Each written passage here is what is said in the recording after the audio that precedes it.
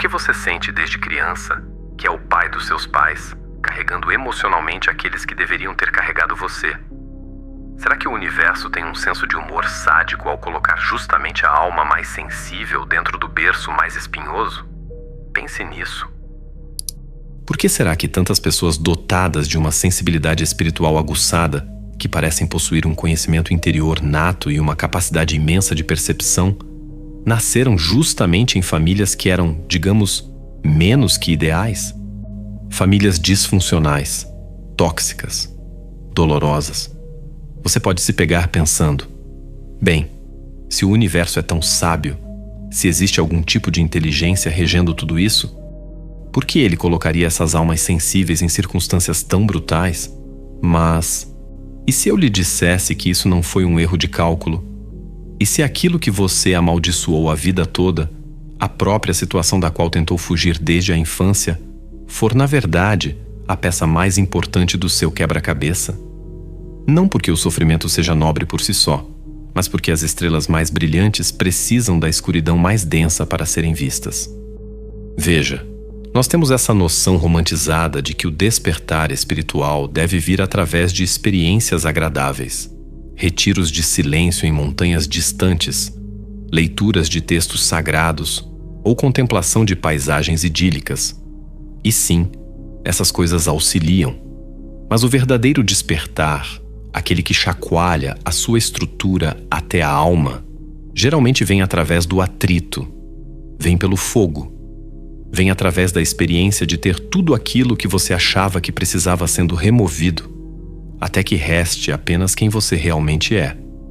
Pense da seguinte maneira: se você tivesse nascido em um berço de ouro emocional, numa família perfeitamente harmoniosa, onde todos fossem gentis, onde o amor fluísse sem esforço, você questionaria a realidade?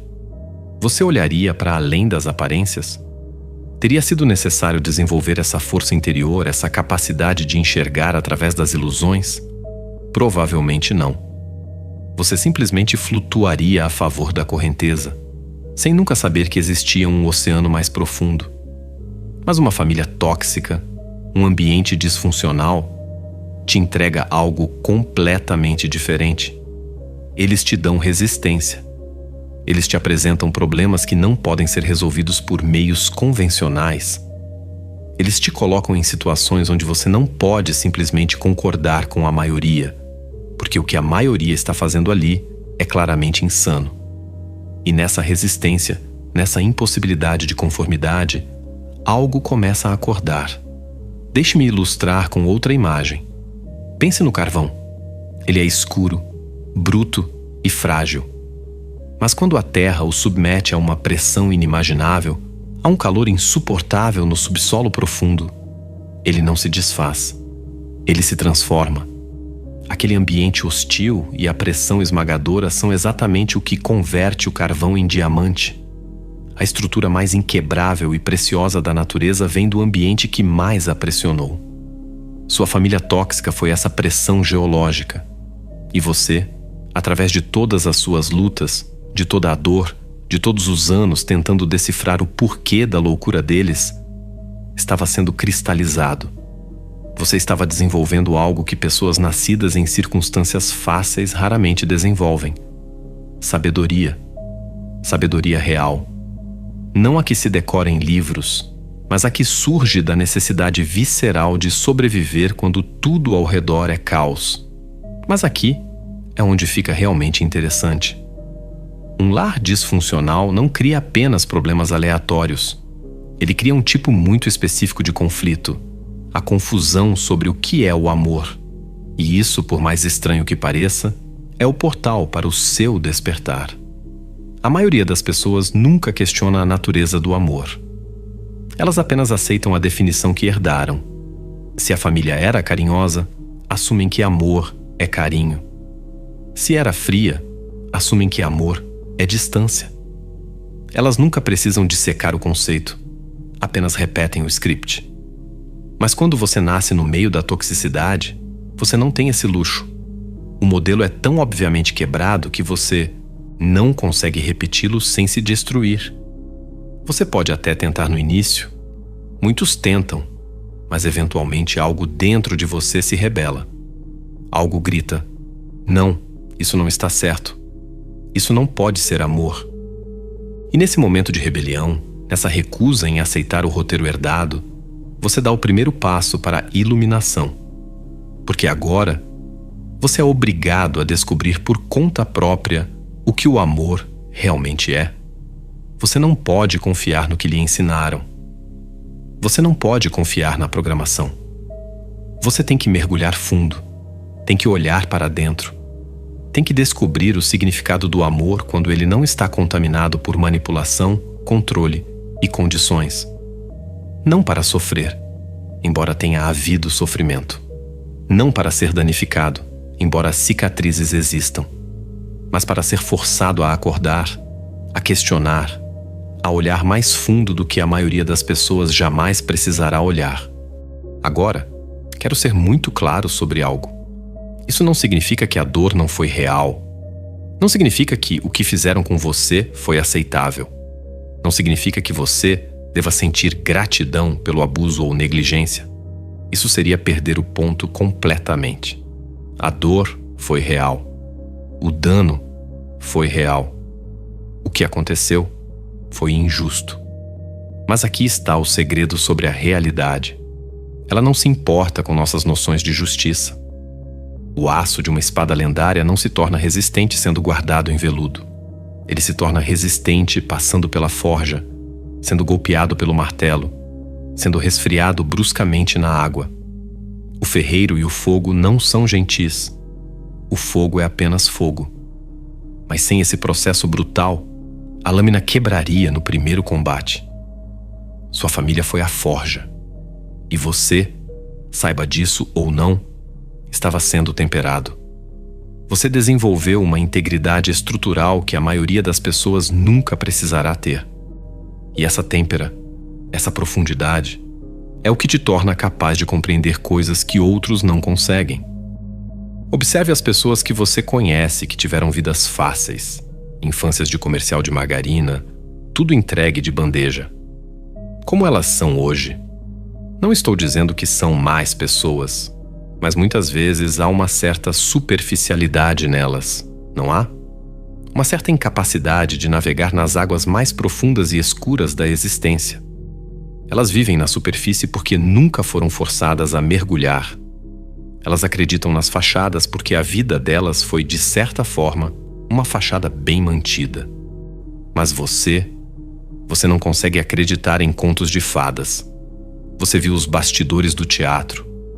Você sabe que família pode ser cruel, que pais podem ser egoístas, que o amor pode ser torcido até virar algo feio. E embora adquirir esse conhecimento tenha sido doloroso, ele te fez real de uma maneira que as pessoas superprotegidas nunca se tornam. Você foi despido das ilusões. E enquanto a maioria gasta a vida se agarrando a fantasias, você não tem esse luxo. Você teve que ver as coisas como elas são e ver a realidade nua e crua. Isso é o começo da sabedoria. Isso é o início do despertar espiritual. Agora, vamos falar sobre algo que pode ser desconfortável. Porque aqui está uma verdade difícil de engolir. Sua família não era tóxica apenas com você. Eles eram tóxicos porque estavam feridos. Eles estavam feridos porque os pais deles estavam feridos. E assim por diante, voltando gerações e gerações, uma corrente de dor passando adiante porque ninguém sabia fazer diferente. Você foi o ponto de convergência de toda essa dor. Todas aquelas gerações de trauma fluíram até chegar em você. E você foi a pessoa que finalmente disse: isso para aqui. Você foi aquele que olhou para o padrão e disse: chega, eu não vou passar isso adiante. Eu não vou continuar esse ciclo. E é por isso que você é diferente. É por isso que você foi, se quiser usar essa palavra, escolhido. Não porque você seja especial num sentido egóico, mas porque sua alma teve a robustez necessária para dizer: eu aguento carregar esse peso para transformá-lo. Eu serei o elo que quebra a corrente. Pense no que isso significa. Sua família, por mais difícil que tenha sido, não eram seus inimigos mortais. Eram seus instrutores. Instrutores terríveis, sim. Professores que ensinavam através da dor e não do amor. Mas professores, ainda assim. Eles te mostraram exatamente o que não fazer. Te mostraram o que acontece quando as pessoas vivem dormindo, quando não questionam, quando agem como robôs repetindo o software que foi instalado nelas. E ao te mostrarem o exemplo negativo, te forçaram a buscar o positivo. Te forçaram a se tornar consciente. Te forçaram a fazer uma escolha. Porque veja bem, esse é o verdadeiro presente. A escolha.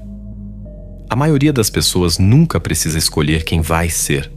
Elas apenas são o que a família fez delas. São autômatos. Mas você teve que escolher. Você teve que decidir conscientemente que tipo de ser humano queria ser.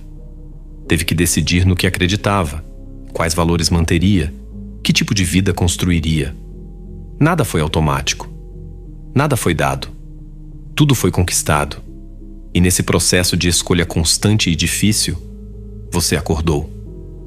Você se tornou consciente. Você se tornou, no sentido mais verdadeiro, você mesmo. Não o que sua família queria, não o que a sociedade esperava, mas quem você, no seu âmago, escolheu ser. Muitas pessoas confundem despertar com estar feliz o tempo todo, zen o tempo todo, desapegado de tudo. Mas isso não é despertar. Isso é alienação espiritual. O despertar real significa ver com clareza. Significa entender os padrões. Significa reconhecer que o comportamento da sua família nunca foi sobre você. Era sobre eles, sobre as feridas deles, sobre a incapacidade deles de amar porque eles mesmos nunca foram amados corretamente.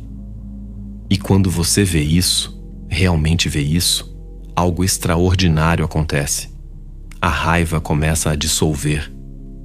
Não porque você se força a perdoar, não porque é a coisa certa a fazer, mas porque você finalmente entende a mecânica da coisa. Você entende que eles não eram vilões de cinema. Eram pessoas quebradas atuando suas quebras, incapazes de agir diferente porque ninguém nunca lhes mostrou outro caminho. Isso significa que você tem que conviver com eles? Não. Isso significa que você deve confiar neles? Absolutamente não. Isso significa que você deve se submeter à toxicidade? Jamais. Compreensão não é o mesmo que permissão. Compaixão não é o mesmo que ser capacho. Você pode entender alguém completamente e ainda assim escolher nunca mais vê-lo. Você pode ter compaixão pelas feridas deles e ainda assim erguer muralhas impenetráveis para se proteger. Isso não são contradições. São níveis diferentes de sabedoria. A pessoa desperta sabe disso. Sabe que se proteger não é odiar. Sabe que limites firmes não são crueldade. Sabe que você pode desejar o bem a alguém, desde que seja bem longe de você. E essa é a liberdade que vem de ter nascido no caos. Você aprende o amor sem apego doentio. Você aprende a cuidar sem ser consumido. Pessoas de famílias saudáveis muitas vezes lutam com isso. Sentem culpa por dizer não. Confundem amor com sacrifício. Mas você aprendeu uma lição diferente na marra. Aprendeu que amor real inclui limites. Que amor real às vezes significa ir embora. Não com ódio, mas com a clareza de que aquele ambiente é veneno para a sua alma. Isso é maturidade espiritual. Isso é o que muitos levam vidas inteiras para aprender. E você aprendeu cedo porque não teve escolha. Sua família te deu um curso avançado e intensivo sobre o que o amor não é.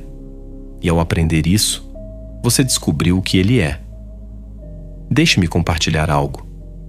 As pessoas mais espiritualmente despertas que conheci tiveram infâncias difíceis. Todas elas. E por anos me perguntei por quê. Por que o sofrimento parece ser o denominador comum do despertar? Então percebi. Não é sobre o sofrimento. É sobre o questionamento que o sofrimento provoca. Quando a vida é fácil, você não pergunta por quê. Mas quando a vida não faz sentido, quando quem deveria te proteger te ataca, você começa a fazer as grandes perguntas. Quem sou eu? O que é real? O que é ilusão? Sua família tóxica te empurrou para o abismo dessas perguntas. Te empurraram para encontrar sentido onde parecia não haver nenhum. Te empurraram para encontrar amor dentro de si mesmo, já que não o encontrava fora. Te empurraram para desenvolver uma vida interior rica, porque a vida exterior era pobre. E ao cavar fundo, porque a superfície era insuportável, você encontrou ouro. Você encontrou seu eu verdadeiro, aquele que estava lá antes de todos os traumas. Então, a peça final desse entendimento é esta: seu despertar não é só para você, é para todos. É para sua família, mesmo que eles nunca saibam. É para os seus ancestrais, porque ao curar a si mesmo, você estanca a hemorragia da linhagem. E é para as gerações futuras, porque você quebrou o padrão. Você disse: essa loucura acaba comigo.